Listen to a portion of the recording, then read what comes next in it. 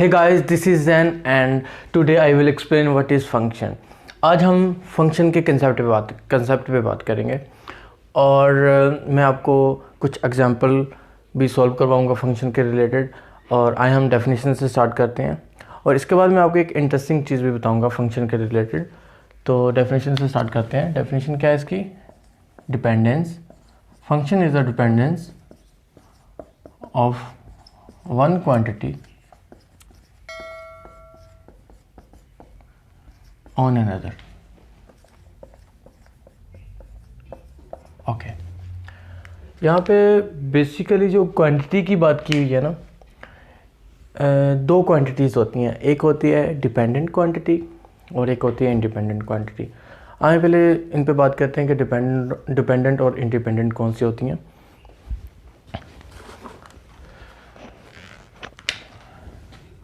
Independent और dependent. जैसे कि आप लोगों ने ये नाम सुने होंगे, डिपेंडेंट और इंडिपेंडेंट का मतलब क्या है? डिपेंडेंट क्वांटिटीज़ कौन सी होती हैं? वो क्वांटिटीज़ जो किसी दूसरे पे इन्हिसार करें, दूसरे पे डिपेंड करें। जैसा कि सपोज़ करें, एग्जांपल ले लेते हैं, जैसे जो बच्चे होते हैं अपने पेरेंट्स पे डिपेंड करते होते हैं, इसी तरह सेम वे में ऐसी क्वांटिटीज़ जो दूसरे पे डिपेंड करती हों। और ये जो है इंडिपेंडेंट, ये बिल्कुल इसके बरअक्स है, बिल्कुल उलट है। तो ये थी डिपेंडेंट और इंडिपेंडेंट। अच्छा, अब इनके दरमियान डिपेंडेंस मतलब कि एक क्वांटिटी दूसरे पे डिपेंड करे, वो फंक्शन है। एक और डेफिनेशन करते हैं इसकी,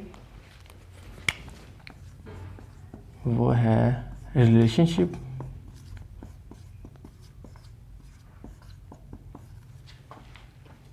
between variable quantities.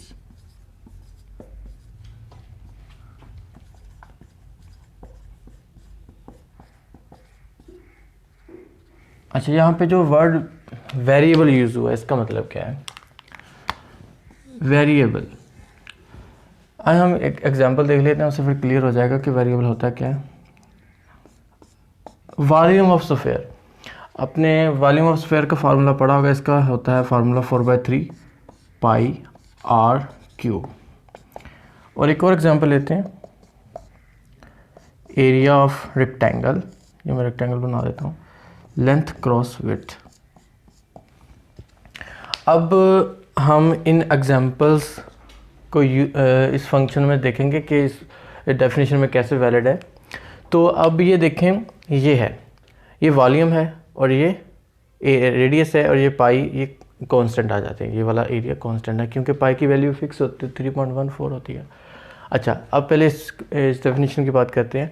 Relationship between variable quantities. Basically जो रिलेशनशिप होता है वो दो से ज़्यादा के दरमियान होता है, एक के दरमियान नहीं होता।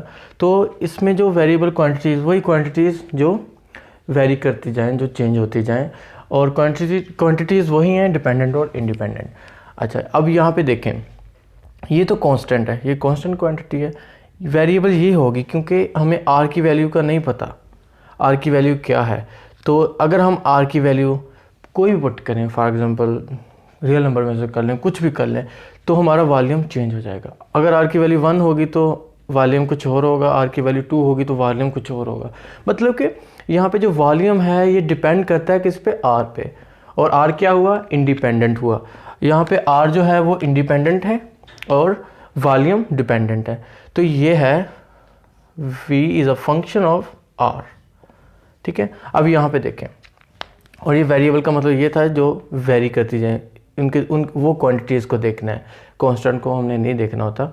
ओके, अब ये ऊपर वाली डेफिनेशन, बेसिकली ये दोनों जो डेफिनेशंस हैं ये दोनों सेम ही हैं। तो इन दोनों का जो मेन पर्पज़ है वो एक ही है। ये इसका मकसद ये है कि दो क्वांटिटीज़ होंगी, उनके दरमियान कोई रिलेशन होगा, वो फंक्शन है। इसका मतलब ये है कि हमारे पास दो क्वांटिटीज़ हैं, उनका डिपेंडेंस एक दूसरे पे, मतलब एक क्वांटिटी दूसरे पे डिपेंड करती है, वो फंक्शन है। तो अब आए इस एग्जांपल से इसको प्रूफ करते हैं। ये हमारे पास एरिया होता है, इसे हम सपोज करते हैं x क्रॉस x एरिया। ठीक है, अब यहाँ पे देखें कितनी क्वांटिटीज़ यूज़ हो रही हैं? 3 क्वांटिटीज़ यूज़ हो रही हैं, 1 2 3, ये 3 क्वांटिटीज़ यूज़ हो रही हैं। अच्छा, अब मुझे ये बताएं, अगर हम एक्स की वैल्यू कुछ भी रखें, एक्स की वैल्यू चेंज कर दें, हमारे पास एरिया चेंज हो जाएगा। जस्ट इस एक्स की बात कर रहा हूँ। सपोज करें इसकी वैल्यू ए रख देते हैं, ए एक्स, जनरल ही बात कर रहे हैं, ये एरिया चेंज हो गया। अब इस x की वैल्यू भी चेंज कर दें, इसकी जगह हम b लिख देते हैं, ए बी, तो ये भी चेंज हो गया, एरिया चेंज हो गया। मतलब कि जो एरिया है ये इन दोनों पे डिपेंड कर रहा है, ये इंडिपेंडेंट है और ये डिपेंडेंट है। तो हम यहाँ पे लिख सकते हैं area is a function of length या विड्थ, क्योंकि ये दोनों पे डिपेंड कर रहा है। ठीक है, ये थी इसकी डेफिनेशन और इसके साथ एग्जांपल्स। अब कोई और डेफिनेशन ले लें, कोई और एग्जांपल ले लें, उसको इसके साथ कर लें, सारी फंक्शन की इस डेफिनेशन को सेटिस्फाई करेंगे, क्योंकि ये इसकी जनरल डेफिनेशन है। अच्छा, अब हम इसको डेली लाइफ के साथ रिलेट करते हैं कि डेली लाइफ के साथ हम कैसे रिलेट कर सकते हैं। ये थोड़ी सी इंटरेस्टिंग बात होगी। हर चीज़ यहाँ पे अगर हम दो क्वांटिटीज़ ले लें, दो चीज़ें ले लें, दो मतलब क्वांटिटीज़ का मतलब चीज़ें कुछ भी हो सकती हैं, ऑब्जेक्ट्स हो सकते हैं, कुछ भी, उनका अगर हम रिलेशन पैदा कर लें, जैसे ये कह रहे हैं कि इस डेफिनेशन में कह रहे हैं कि उनके दरम्यान अगर रिलेशन पैदा हो जाए तो वो क्या होगा, फंक्शन होगा। और इसी तरह ये डिपेंडेंस। ठीक है, सपोज करें एक कार है, उसका हम दूसरी क्वांटिटी ले लेते हैं पेट्रोल, ये दोनों एक दूसरे पे, अब हमने ये देखना है कि दोनों में से कौन सी चीज़ दूसरे पे डिपेंड करती है, मतलब कि कार पेट्रोल पे डिपेंड करती है, पेट्रोल कार पे डिपेंड करता है। तो सारी बात है, पेट्रोल इंडिपेंडेंट हुआ और कार डिपेंडेंट हुई, तो अगर पेट्रोल होगा तब भी कार चलेगी। तो इनके दरम्यान रिलेशन भी है, दो क्वांटिटीज़ भी हैं, तो ये फंक्शन हुई। किन के दरम्यान फंक्शन हुई, कार और पेट्रोल, ये एक फंक्शन है।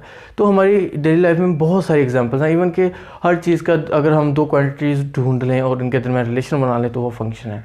तो ये थी फंक्शन का मेन कंसेप्ट। अब हम इसको मज़ीद आगे बात करते हैं, सेट में बात करते हैं कि ये हम कैसे सेट में कैसे चेक।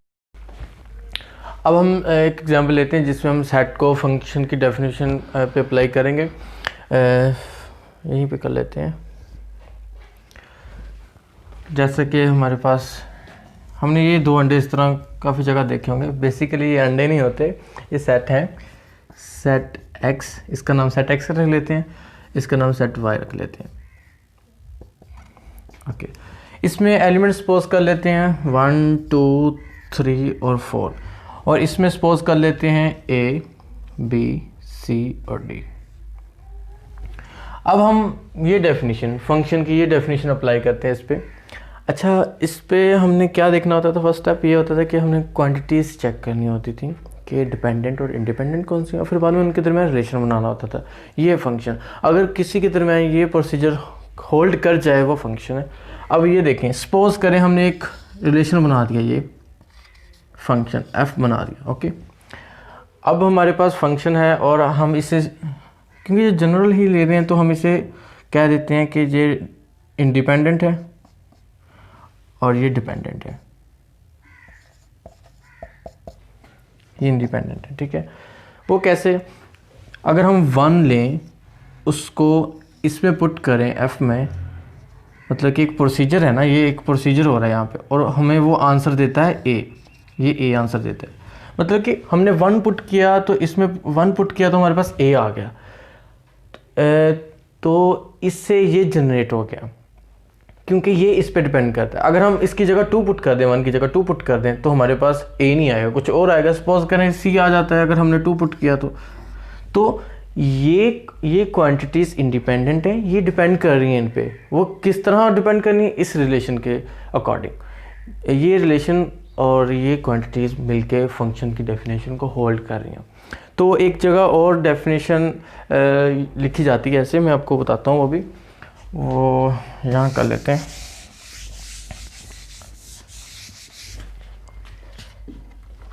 वो ये होती है कि ये हमारे पास एक क्वांटिटी है और ये एक और ये, मतलब कि इस तरह बना होता है। इसमें इनपुट होती है, इसमें प्रोसेस होता है और ये आउटपुट दे देते हैं। बेसिकली वही काम है। ये देखें, हम इनपुट देते हैं, कोई चीज़ इनपुट देते हैं, जैसे कि हमने इसमें 2 इनपुट दी, उस पर प्रोसीजर हुआ, वो क्या हुआ, f हुआ यहाँ पे, इसके अकॉर्डिंग वो हमारे पास प्रोसीजर होने के बाद हमारे पास ये आउटपुट आ गई। ये भी फंक्शन है, इसे भी आप फंक्शन कह सकते हैं। ये भी फंक्शन की डेफिनेशन है, ये बेसिकली इनका जो मेन कंसेप्ट वो यही है कि दो क्वांटिटीज़ होंगी, उनको आपस में रिलेट करवाना है, उनकी डिपेंडेंस चेक करनी है, यही फंक्शन है। और इसको आप किसी भी एग्जांपल के साथ कर लें तो ये ही डेफिनेशन होल्ड होगी। तो ये थी फंक्शन की डेफिनेशन। मज़ीद अगर आप लोगों का कोई भी क्वेश्चन हो तो आप कमेंट कर सकते हैं और इंशाल्लाह मैं आपको रिप्लाई करूँगा। और थैंक यू, अल्लाह हाफिज़।